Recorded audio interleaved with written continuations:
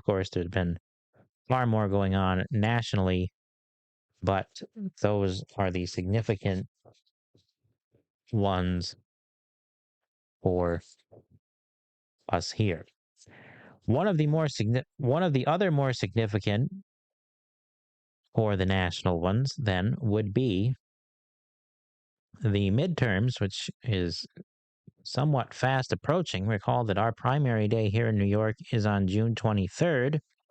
If you recall, towards the end, probably on, I think on Wednesday last week, because I know Friday we were tied up with our D-Day celebration, or commemoration, I should say, was the race in Maine. If you recall, I said I couldn't remember the guy's name off the top of my head, but I have notes to report today, and that is the rise in the Democratic Party of a Maine candidate named Graham Plattner.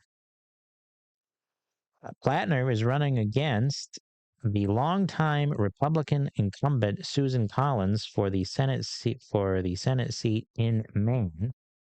He was on the cover of Time magazine, which is how I discovered him. And he was described there as a populist candidate.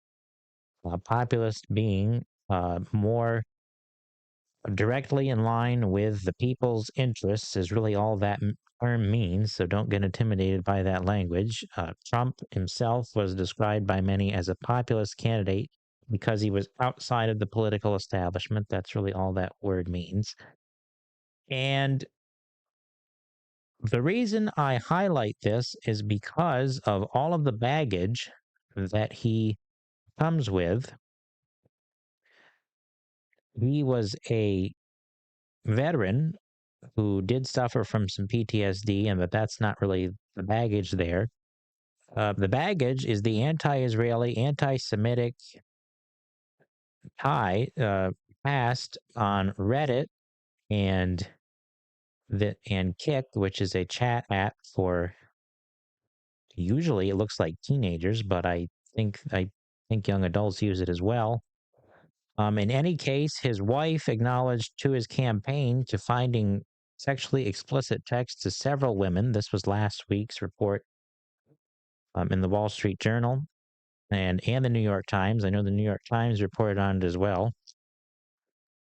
He reportedly called police bastards and was fine with masturbating in public toilets, among other things. This was on Reddit. This was all what his Reddit text revealed. And there was, and via Time magazine and other sources, there was a questionable tattoo of possible, basically a Nazi insignia or some type of paraphernalia tattooed on his body. And that is, and I am not making that up. And that is the baggage that he is carrying around.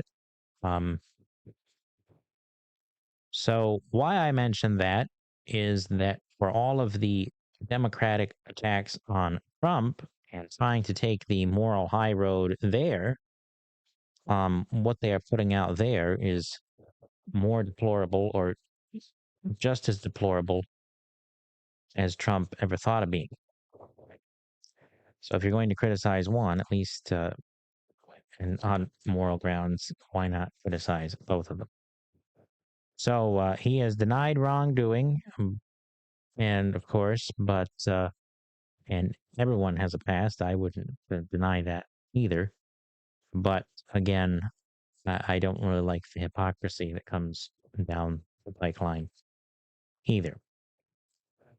But I will leave that for you to decide. Here in New York,